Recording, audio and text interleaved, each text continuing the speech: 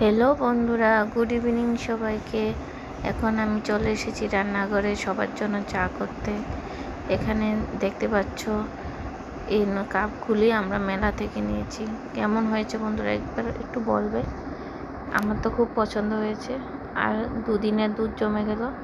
আর আমার দুষ্ট সোনু বাবার কাজ তো এইটাই, ফিল্টার থেকে জল ফেলে দেবে, দুষ্টামি করবে, এই চলছে। এখন আমি শ্বশুর শাশুড়ি মার জন্য চা বসিয়ে দিলাম, আমার জন্যও বসিয়ে দিয়েছি।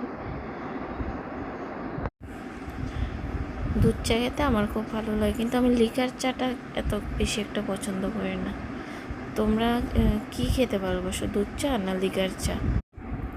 সন্ধ্যা হলেই চা বানানো একটা কাজ থেকে যায়।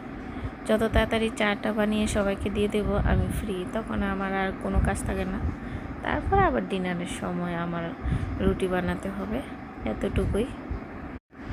সোনা বাবার জন্য আমরা দুধ রাখি, কিন্তু ওই দুদিনে দুধ জমে গেছে, ওই দুধটা দিয়ে আজকে ভালো করে চা বানিয়ে দিচ্ছে। আর শুধু দুধের মধ্যে চাটা না খুব ভালো লাগে, তেজপাতা, লবঙ্গ এসব দিয়ে, আদা দিয়ে, মানে চাটা বেশ মজা হয়।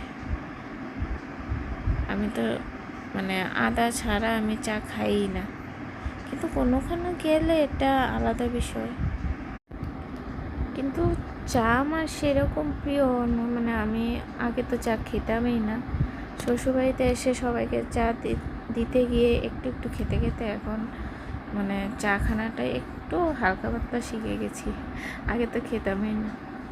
আর দেখতে পাচ্ছ বাতাসা দিয়ে দিয়েছি, বেশি একটা চিনি দেব না, কারণ শাশুড়ি মা ডায়াবেটিস, কিন্তু উনি মানে একদম চিনি ছাড়া খেতে ভালোবাসেন না, তো একটু হালকা মিষ্টি করে দিয়ে দিই।